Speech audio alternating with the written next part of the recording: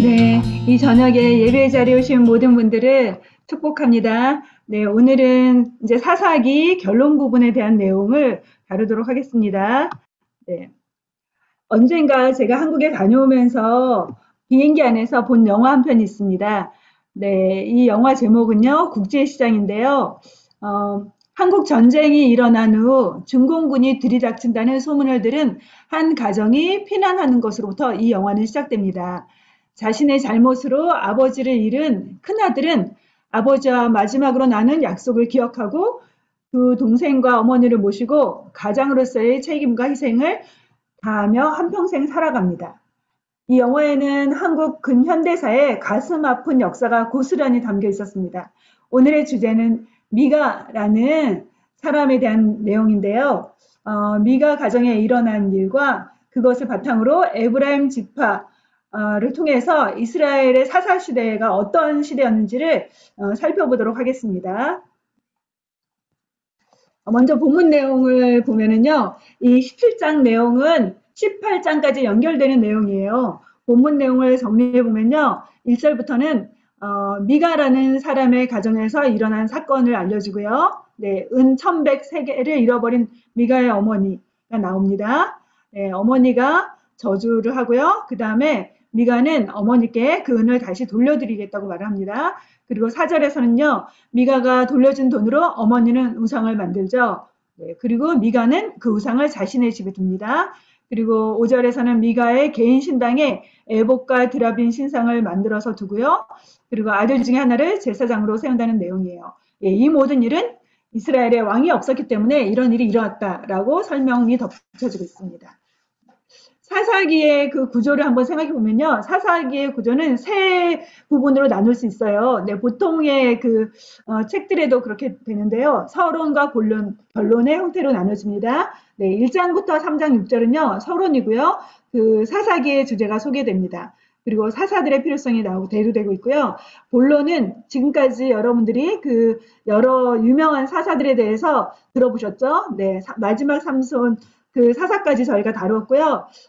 그 사사들의 그 내용은 기억하실 거예요. 이스라엘의 범죄, 하나님 평안하실 때 그들이 우상을 숭배하고 죄를 짓죠. 그래서 하나님께서는 이방인의 압제 가운데 두시고요. 그 가운데 다시금 이스라엘이 고통 속에서 하나님께 부르짖고 기도하죠. 그러자 하나님은 사사로서 그 구원할 구원자를 보내셔서 이스라엘을 이방인의 압제 속에서 건져내 주십니다. 그 내용을 저희가 계속해서 봤는데요. 사사들이 우리가 생각해 보면요. 사사들은 지난주에 얘기했던 것처럼 인간으로서 여전히 인격적인 결함도 있었고 부족함이 있었죠. 그러나 하나님의 영이 임해서 카리스마적인 지도자들로 쓰임받죠. 그렇지만 마치 브레이크 없는 차가 내리막길로 치닫듯이 점차 사사들의 리더십은 추락하게 됩니다. 특히 기드온 이후의 사사들은요. 재산과 부를 축적하고 권력을 되물림하는 걸 볼 수 있어요. 권력욕에 눈이 먼 그런 사사들의 모습이 나오고 있습니다.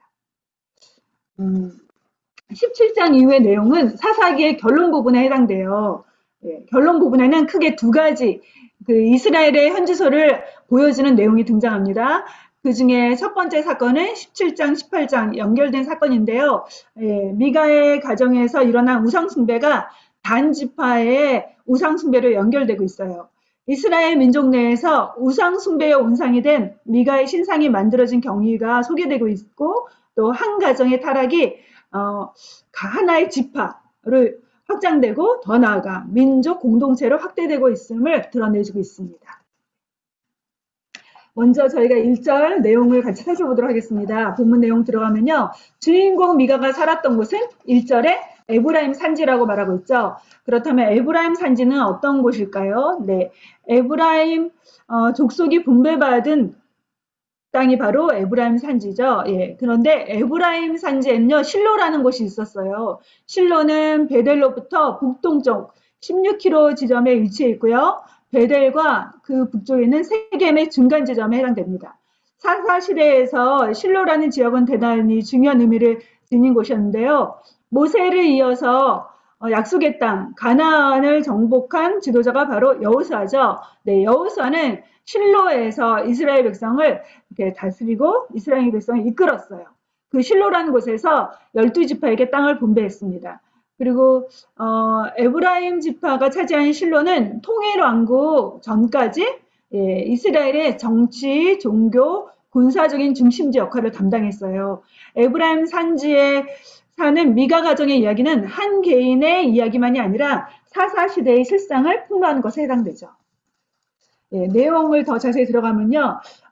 오늘의 이 사건은 에브라임에 사는 그 미가가 어머니의 돈 1,100세겔을 훔치는 것에서부터 출발해요. 1절에 보면요. 미가는 자신의 어머니에게 어머니가 잃어버렸던 은 1,100세겔을 돌려주면서 말을 합니다. 네. 1절, 2절 말씀인데요. 같이 읽도록 하겠습니다. 네. 에브라임 산지에 미가라 이름하는 사람이 있더니 그의 어머니에게 이르되 어머니께서 은 1,100을 잃어버리셨으므로 저주하시고 내 귀에도 말씀하셨더니 보소서 그 은이 내게 있나이다. 내가 그것을 가졌나이다. 이렇게 말하고 있습니다. 1절의 그 미가의 말을 통해서 세 가지를 알 수 있는데요. 첫 번째, 미가의 어머니는 은 1,100세겔을 잃어버렸다는 것. 이 은 1,100세겔은요, 감이 안 오시죠? 그런데 뒤에 이제 세겔 단위를 말씀드리려고 하는데요. 하여튼 평생에 모은 돈이라고 생각하시면 될 것 같아요. 그리고 거액의 물질을 잃은 것으로 인해서 어머니는 훔쳐간 사람을 향해서 온갖 저주의 말을 쏟아부었다는 것을 저희가 1절을 통해 알 수 있어요. 그리고 세 번째는 어머니가 당한 일과 저주의 말을 들은 아들 미가가 이제 그 돈을 돌려줘야 되겠다는 그런 마음을 갖게 된 것을 볼 수 있습니다.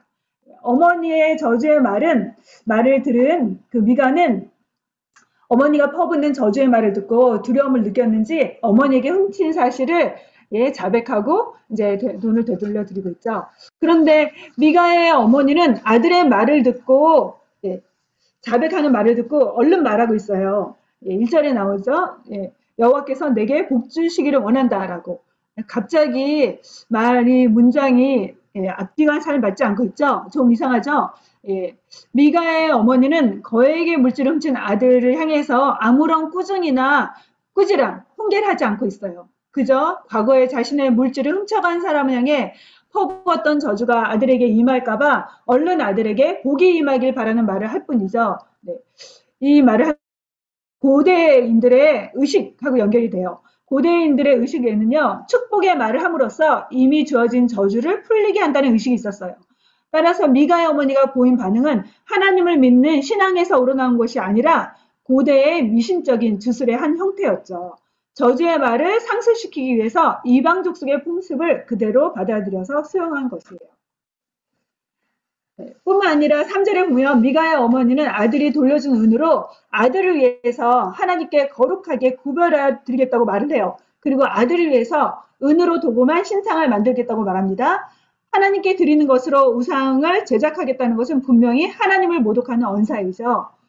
십계명의 두 번째 계명에서 하나님은 자신을 위해 어떤 우상이나 형상을 만들지 말라고 말씀하시기 때문이에요.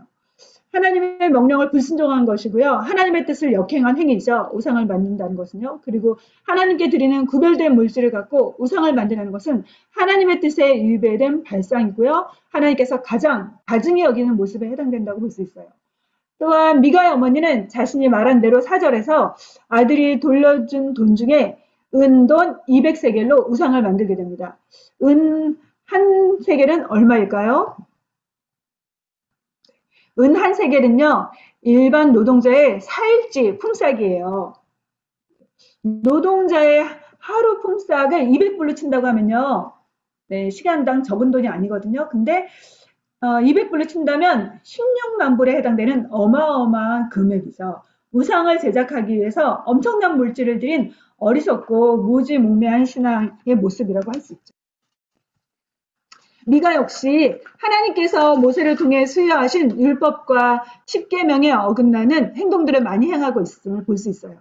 미가는 에봇과 드라빔 우상을 만들었죠. 에봇은요, 원래 제사장들이 하나님을 섬기기 위해서 입는 의복이에요.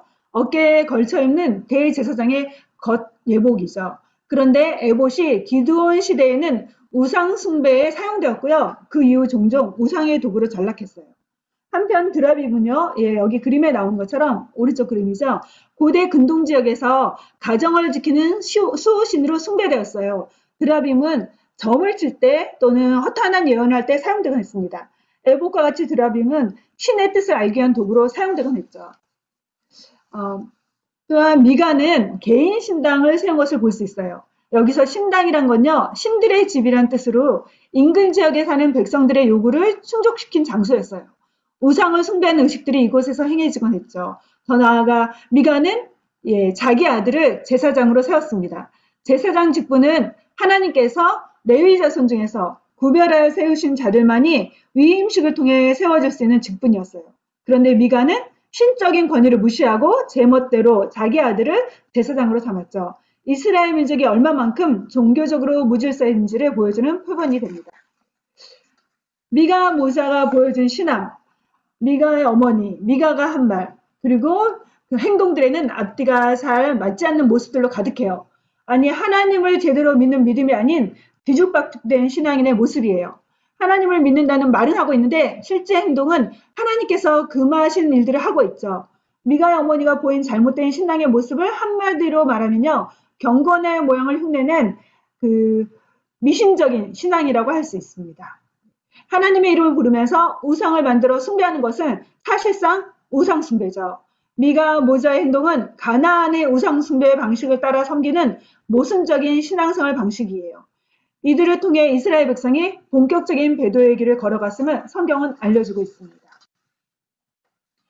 4절과 5절에 보면요. 어머니만이 이상한 믿음을 가진 것이 아니라 아들 미가도 어머니 못지않게 이상한 믿음을 가졌음을 보여주고 있어요. 미가의 어머니가 보여준 잘못된 신앙을 아들 미가도 동일하게 받아들인 거죠. 그 어머니의 그 아들이라고 할 수 있습니다. 신앙생활하면서 우리가 부모로서 믿음의 경각심을 놓지 말아야 할 이유는 우리의 자녀들이 내가 살아간 발자취를 따라가기에 그렇습니다. 자녀들은 부모가 한 말을 따라 살아가는 게 아니라 부모가 보여준 대로 살아갑니다. 그래서 자녀들은 부모의 거울이죠. 내가 범한 잘못들을 그대로 아니 그보다 더욱 악하게 행하곤 합니다. 보통 악은요. 가만히 있지 않아요. 확장되고 확대되고 재생산되는 속성이 있습니다. 부모로서 제발 본받지 않았으면 좋겠다고 한 바로 그 부분을 자녀들은 이상하게도 똑 닮아요. 영적인 약점도 따라하고요. 죄된 부분도 그대로 행합니다. 부모로서 내가 짓는 죄와 악을 간과하지 말아야 될 이유이죠. 내가 살아온 대로 자녀들이 믿음 생활한다면 여러분 감사하겠습니까? 아니면 마음이 아플 것 같습니까? 자녀들이 내가 걸어온 대로 믿음의 길을 걸어가길 원하십니까? 아니면 나보다 제대로 된 신앙생활을 하길 바라십니까? 하나님은 내가 행하는 믿음을 보시고 어떻게 평가하실 것 같습니까? 두렵고 떨리는 마음으로 나의 믿음의 한 주소를 짚어봅시다. 혹시 자녀들에게 나쁜 영향을 끼치는 죄를 버리지 못한 나의 모습은 아닌지 돌아봅시다. 혹은 경건의 모양을 가지고 있지만 실상은 하나님 앞에 위선적인 믿음 생활을 하고 있지는 않은가? 나의 믿음을 점검해 보도록 합시다. 미가의 어머니와 미가가 보여준 신앙은 자기중심적인 신앙이었고요. 미신적인 신앙이었다고 볼 수가 있어요. 미가의 어머니는 하나님의 이름을 말하면서 하나님과 무관한 신앙, 하나님의 말씀을 교묘하게 바꾸는 거짓된 경건의 모양만을 갖춘 것이었어요. 미가의 모자는 하나님이 무엇을 원하시는지 전혀 모르고 있습니다. 자기가 원하는 대로, 즉 자기 마음대로 행했죠. 이방인들이 우상을 섬기듯이 하나님을 섬기는 모습이죠. 하나님은 아무렇게나 내가 원하는 대로 섬기면 되는 그런 분이 아니세요. 미가의 가정에 일어난 사건은 하나님에 대한 바른 지식이 없었기 때문에 잘못된 신앙, 미신적인 신앙생활을 하게 되었음을 우리에게 보여줍니다. 잘못된 신앙생활은요, 하나님에 대해 알지 못할 때 생겨납니다. 중세시대에는요, 오늘날처럼 성경이 일반 대중에게 보급되지 못했던 시대였어요. 인쇄술이 발달하기 전이었기 때문에 성경은 아무나 소장할 수 없었죠. 사람의 손으로 직접 필사해야만 성경을 보존할 수 있어서 당시의 성경은 매우 소중하고 진귀하게 취급되었고요. 근접하기조차 어려운 경전이었어요. 심지어 성직자들도 성경을 가까이 하기 힘들 정도였습니다. 게다가 성경을 잘 알 수가 없었는데요. 성경은 라틴어로 기록되었기 때문이에요. 따라서 고급 교육을 받은 소수의 사람을 제외하면 라틴어를 알지 못하는 성직자들도 성경에 대해서 무지할 수밖에 없었습니다. 종교개혁이 왜 일어난지 아세요? 역사상 가장 유능한 교황 중에 하나는 그레고리 교황이라고 해요. 그는 로마의 옛 귀족 가문에서 태어났어요. 그리고 로마의 수도 원장이 되기도 했습니다. 교황이 돼서 로마의 빈민들에게 양식을 나눠주고 또 상수도를 재건했으며 도시의 수비대를 훈련시키는 일을 하곤 했어요. 그런데 그가 활동하는 당시에 로마는 전염병이 발생했고요.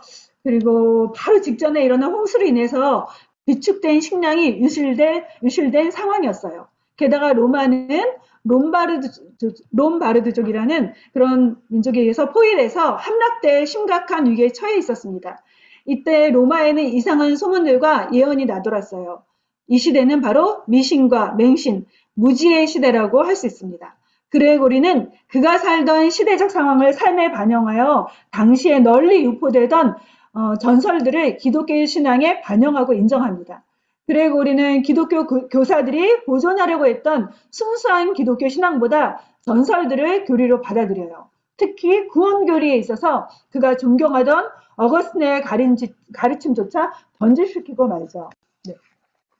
16세기 수도사 중에 한 사람이 있었습니다. 유명한 마틴 루터죠. 그는 자신의 죄에 늘 무거운 마음으로 고통스러워하던 사람이었어요. 그는 하나님의 무서운 심판을 두려워해서 온갖 수행을 하곤 했습니다. 그런데 그가 대학에서 로마서 강의를 하게 됩니다. 성경을 연구하는 그는 구원은 예수님을 믿음으로 말미암아 얻게 된다는 것을 깨닫게 돼요.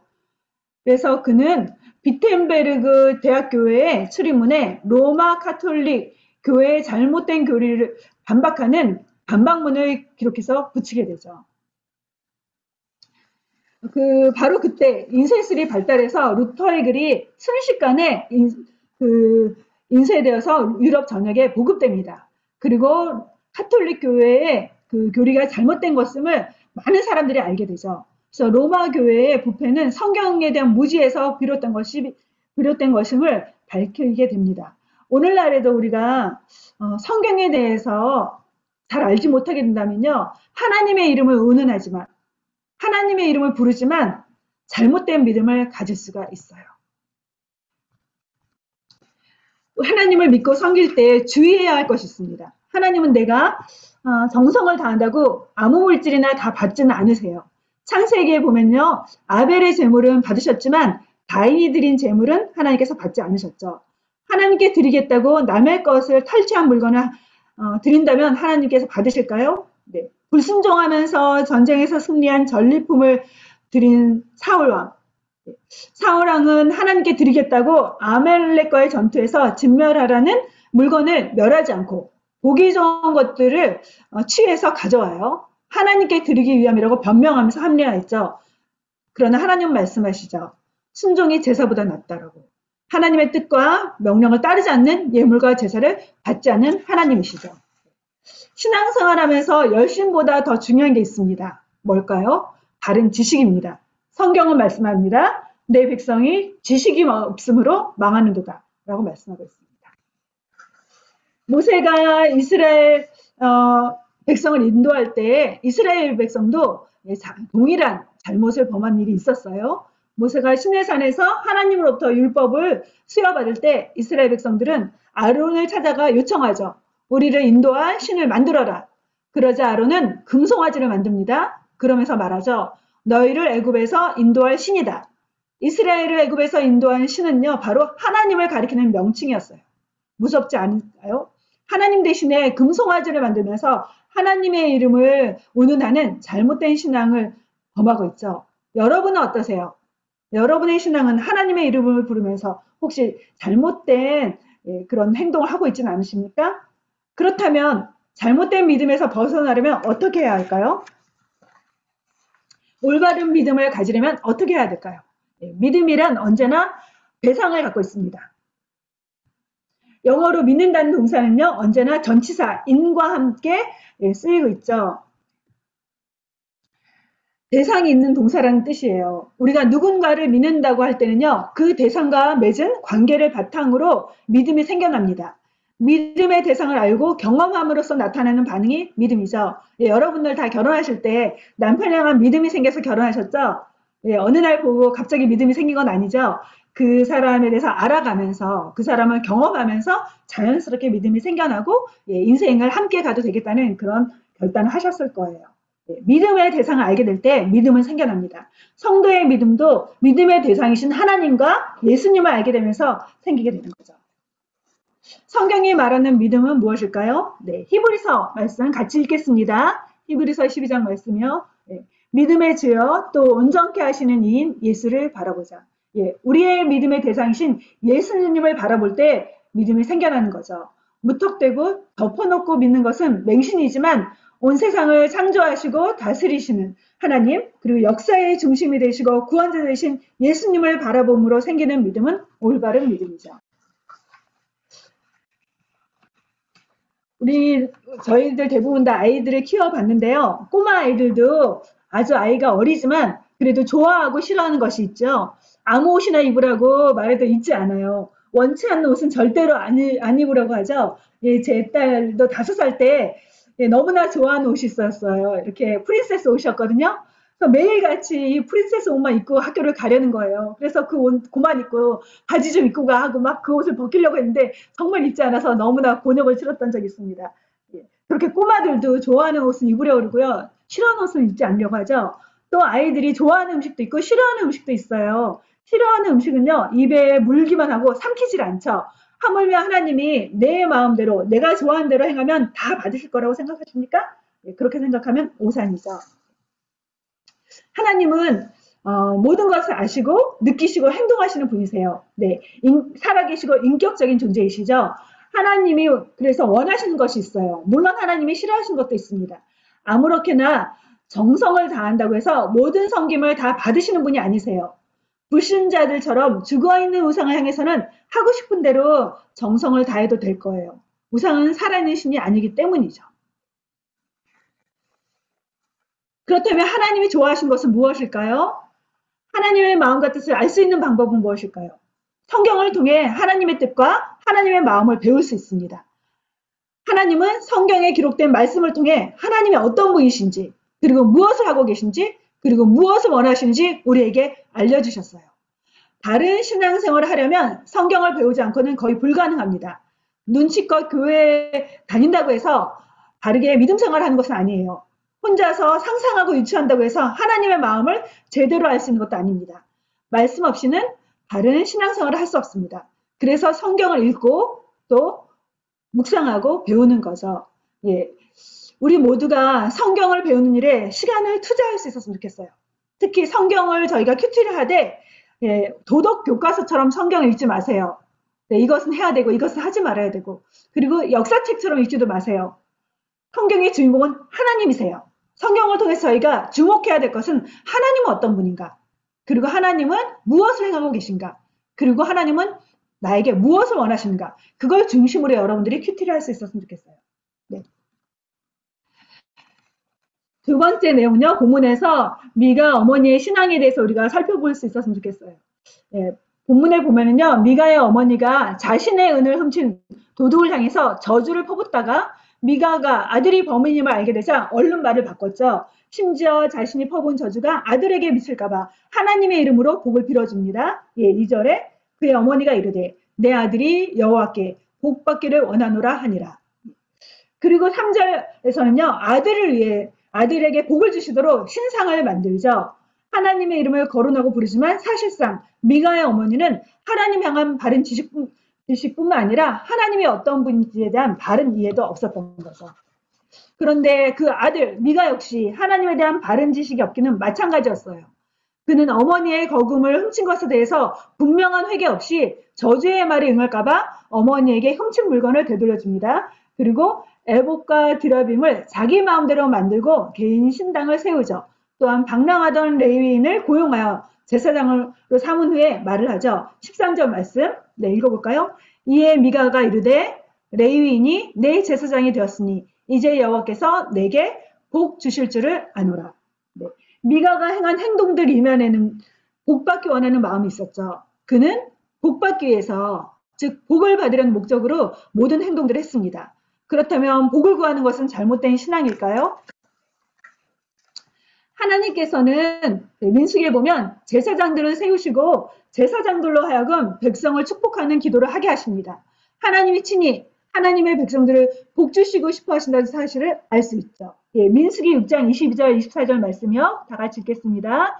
여호와께서 모세에게 말씀하여 이르시되 아론과 그의 아들들에게 말하여 이르기를 너희는 이스라엘 자손을 위하여 이렇게 축복하여 이르되 여호와는 내게 복을 주시고 너를 지키시기를 원하며. 네.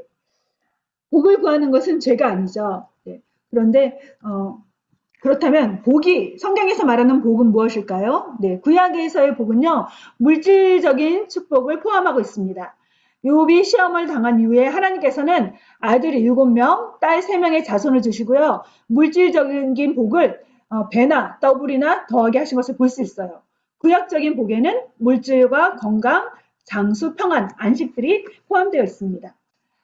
그런데 성경적인 복은요. 물질적인 풍요만을 의미하지 않아요. 시편 1편에서는 복된 삶이란 하나님의 말씀 안에서의 삶을 의미한다고 알려주고 있어요. 복 있는 사람은 오직 여호와의 율법을 즐거워하고 그 율법을 주야로 묵상하는 자라고 했죠. 신약에서의 복의 개념은 무엇일까요? 예수님은 산상수훈에서 팔복을 말씀하시죠. 여기에서의 복은요. 물질과는 무관한 복, 내적인 성품과 관계된 복이었어요. 심령이 가난한 자가 복이 있다고 말씀했고요. 애통하는 자가 복이 있고 온유한 자가 복이 있으며 의를 위하여 핍박을 받는 자가 복이 있다고 말씀하세요. 팔복의 복은요. 일반적으로 사람들이 생각하는 복과 너무나 상이하죠. 마음이 가난한 자가 왜 복일까요? 마음이 가난해야 주님을 받아들일 수 있기 때문이죠. 애통하는 자가 복이 있는 이유는요. 애통하며 죄를 회개하는 자만이 하나님의 용서와 위로를 경험할 수 있기 때문이죠. 그래서 가난하고 애통하는 상태가 복 있는 자라고 성경은 말씀하십니다. 더 나아가 주님을 위해 고난받고 핍박받는 자야말로 하나님 앞에 상급이 있기 때문에 복된 자라고 예수님은 말씀하셨습니다. 성도에게 있어서 그렇다면 참 복은 무엇일까요? 하나님의 말씀 안에서 사는 삶이고 하나님의 자녀로서 사는 삶을 말하고 있어요. 하나님을 아버지로 모시고 하나님을 소유한 자가 참된 복을 누리는 자다라고 성경은 말씀합니다. 시편 16편 말씀 읽겠습니다. 내가 여호와께 아뢰되 주는 나의 주님이시오니 주밖에는 나의 복이 없다 하였나이다 라고 했죠. 어린 아이에게는요. 엄마만 있으면 모든 문제가 해결되죠. 예, 아이에겐 돈도 필요 없고요. 차도 필요 없고 집도 필요하지 않아요. 엄마만 있으면 먹을 것도 해결되고 음식도 해결되고 옷도 필요한 집도 모든 것이 다 제공됩니다.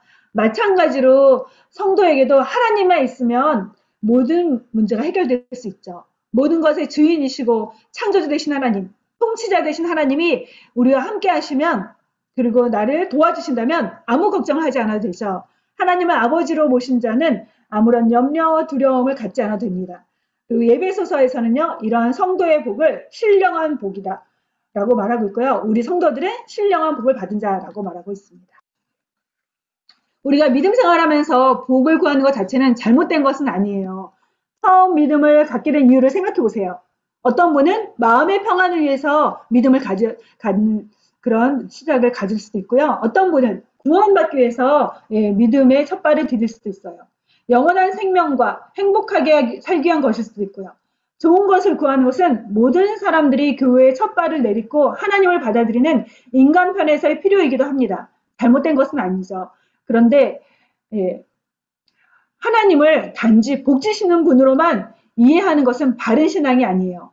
하나님이 어떤 복을 주시려고 하는지 그리고 하나님을 믿는 믿음은 무엇인지 점검하고 짚어봐야 되겠죠. 여러분 기복신앙에 대해서 많이 들어보셨죠? 기복신앙은 무엇일까요? 네.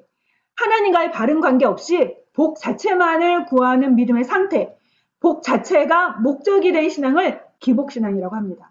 하나님을 믿되 하나님이 어떤 분이지 무엇을 원하시는지 관심을 두지 않고 하나님을 통해 복만을 구하는 기복신앙은요. 신앙생활을 해나가는 데 있어서 피해야 할 모습이죠. 만약 하나님이 나에게 복을 주시는 분으로만 이해할 때 하나님은 나에게 복을 제공하기 위한 수단일 뿐이에요. 그리고 만약 다른 우상이나 종교가 내가 구하는 복을 준다고 약속하면 굳이 하나님을 믿어야 될 이유가 없어지게 되는 거죠. 만약 하나님을 복 주는 대상으로만 인식한다면 복 주겠다는 다른 우상을 믿든 하나님을 믿든 나에게 별 차이가 없어지게 됩니다. 일반적으로 가나안 땅에 살던 그 민족들이 섬겼던 바알 우상은요, 비의 신이었고요, 풍요를 제공해주는 신이라고 여겨졌어요. 어느 시대건 풍요와 다산을 의미하는 신들이 있었어요. 수많은 신을 숭배했던 이집트인들이 믿던 신 중에는요, 바스테트라는 우상이 있었어요. 네. 바스테트는 풍요와 다산의 신을 의미해요. 그리고 바울이 전도할 때 소아시아 지역에는 예배소 지역을 중심으로 아데미 여신을 숭배하는 일이 만연했습니다. 아데미 여신 역시 풍요와 번영의 여신이었죠. 또 그리스 로마 신화에는 후리아코스라는 신이 있는데요. 역시 풍요와 다산의 신으로 묘사되고 있습니다. 분명한 것은 사람들이 만든 우상들과 신은요, 풍요와 번성을 제공해 줄 수 있는 존재가 아니에요. 그저 인간이 자신들이 지닌 욕망과 탐욕을 채워주기 위해서 사람들이 나무나 돌을 깎아서 만든 물체일 뿐이죠. 그럼에도 불구하고 가나안 땅에 살던 하나님의 백성들이 이방 민족에 동화되어 풍요의 신 바알을 숭배한 이유는 물질적으로 번영하고 윤택한 삶을 살고 싶은 욕망 때문이었던 거죠. 예, 이스라엘 백성이 풍요로운 삶을 제공해 줄 것으로 기대하고 바알 우상을 따라갔던 것처럼 우리도 이 땅에서의 번성과 물질적인 번영만을 목적으로 삼는다면 기복신앙에 빠질 수 있죠. 우리가 이 땅에서 물질적으로 풍요로운 삶을 사는 것이 죄는 아니지만 그것만을 구하고 추구한다면 하나님이 기뻐하시는 삶은 아닙니다.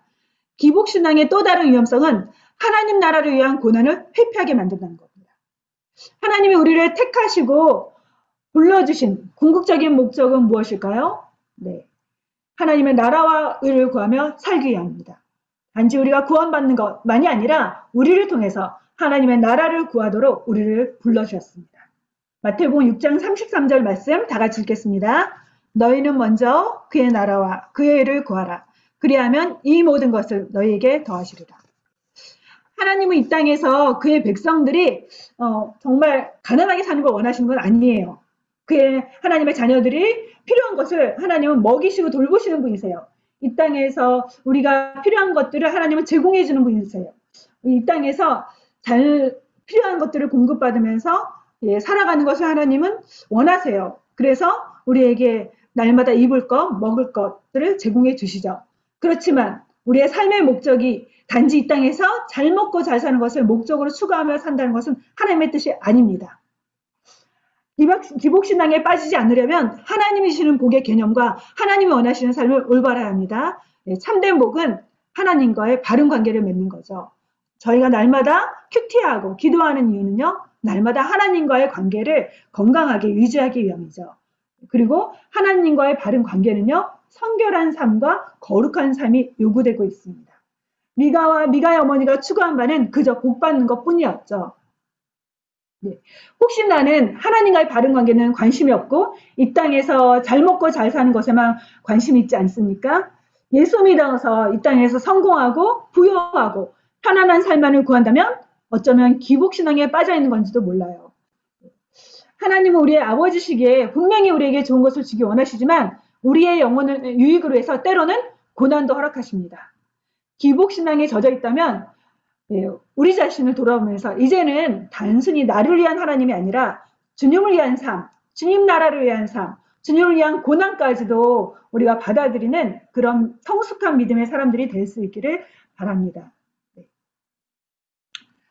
네, 하나님을 거부한 결과 마지막 주제입니다. 네, 하나님을 이스라엘 백성이 살던 시대 중에서 가장 역사적으로 부패하고 타락한 시대, 바로 사사시대죠. 여러분 어제 오늘 큐티 하시면서 깜짝 놀라셨을 거예요. 오늘 오전에도 큐티 나눔하면서 성경에 이런 내용이 있다니 하면서 너무 놀랬다고. 정말 레위인의 첩이당한 그 이야기를 들으면 그것을 보면서 정말 가슴이 아팠다는 그런 나눔을 오늘 들었어요. 그런 일들이 사사시대에만 있을까요? 우리 시대는 어떤가요? 그런데 이스라엘 백성들이 왜 그렇게 사사시대 때 타락하고 부패했을까요? 성경은 말씀하고 있죠. 하나님을 왕으로 섬기지 않았기 때문이다 라고 말하고 있습니다. 그렇다면 하나님을 왕으로 섬기지 않은 결과는 무엇일까요? 자기 마음대로 행하게 되죠. 옳고 그름의 기준과 잣대를 상실하고 모든 것의 판단 기준이 자신이 돼버리는 거죠. 6절 말씀 같이 읽겠습니다. 그때에는 이스라엘에 왕이 없었으므로 사람마다 자기 소견에 옳은 대로 행하였더라. 네, 이 구절은 사사기 전체를 관통하는 중심 구절이에요. 사사기의 주제라고 할 수 있죠. 하나님을 왕으로 모시지 않은 결과 이런 실패를 경험하게 됐다라는 것을 우리에게 알려주고 있습니다. 하나님께서 의도하신 나라는 어떤 나라일까요? 하나님께서는 이스라엘의 조상인 아브라함을 불러서 가나안 땅을 약속의 땅으로 주시겠다고 말씀하셨죠. 창세기 12장에서. 그리고 하늘의 별같이 바닷가의 모래같이 자손을 번성시키시겠다고 약속하셨어요. 거듭거듭 하나님은 아브라함에게 언약을 확인해 주셨죠. 하나님께서는 야곱의 후손들을 애굽 땅에 머물게 하시면서 200만이 넘는 하나의 민족으로 성장시켜 주셨습니다. 그리고 과연 하나의 민족으로 성장한 이후에는 그 애굽에 머문 지 430년이 지나서 출애굽하게 하시죠. 그리고 하나님의 백성으로서 어떻게 살아야 되는지, 하나님의 백성의 정체성은 무엇인지 시내산에서 하나님 백성이 지켜야 될 그 법을 수여해 주시죠. 율법을 이스라엘 백성은 시내산에서 수여받죠. 그리고 40년의 광야 생활 후 이스라엘 백성은 여호수아와 함께 가나안 땅에 들어옵니다.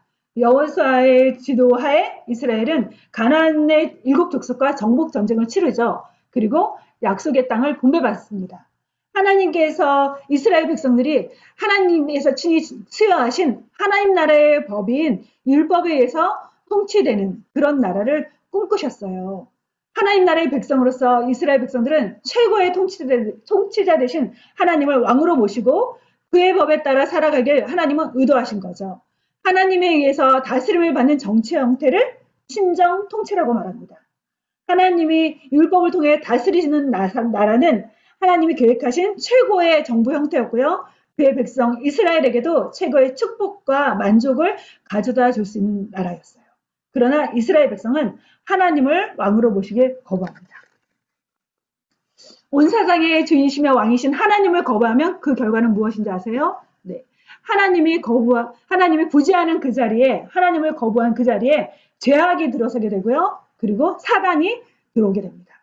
엘버트 그린은 말했습니다. 하나님으로부터의 독립이란 사단의 노예가 되는 길이다. 하나님 없이 자유롭게 즐기면서 사는 삶을 꿈꾸세요? 하나님을 떠난 자리에 죄악이 차지하게 되고요. 사단이 자리를 잡게 됩니다. 하나님의 부재는요. 사단에게 문을 열어주는 신세가 되고 말아요. 하나님을 왕으로 인정하지 않으면 인간은 결국 자기 마음대로 자기 욕망과 죄된 본성을 따라 행할 수밖에 없습니다. 하나님 없는 인간의 자유는 죄된 본성을 따라 나태함과 안일함, 그리고 향락으로 빠져들기 쉽기 때문에 인간의 자율성이란 하나님의 선한 지배와 인도하심을 필요로 합니다. 사사기의 결론부에 소개된 그 끔찍한 두 가지 사건은 이스라엘 민족 공동체의 영적, 도덕적 타락과 정치적인 무정부, 혼란이 얼마나 급심했는지를 보여주는 내용이에요. 빛되신 하나님을 거부하고 떠나면 어둠이 가득 차게 되죠. 영적인 어둠은 필연적으로 도덕적인 타락을 동반하게 되고요. 사회 질서도 붕괴시키게 됩니다. 그렇다면 영적인 암흑을 피하려면 어떻게 될까요? 빛 대신 하나님을 나의 삶의 왕으로 모시고 살아야 합니다. 내 삶에서의 어두움은 빛 대신 하나님과 예수님을 나의 주인과 구원자로 모시지 않을 때에 자연스럽게 일어나죠. 기억하십시오. 빛의 부재는 어둠으로 가득 차게 된다는 사실을요. 우리는 하나님을 내 인생의 왕으로 섬기지 않을 때 어둠 가운데서 사단의 지배를 받으며 살 수밖에 없습니다. 하나님 없는 빛된 삶은 없습니다. 결론입니다. 내 인생의 왕의 자리는 누가 차지하고 있습니까?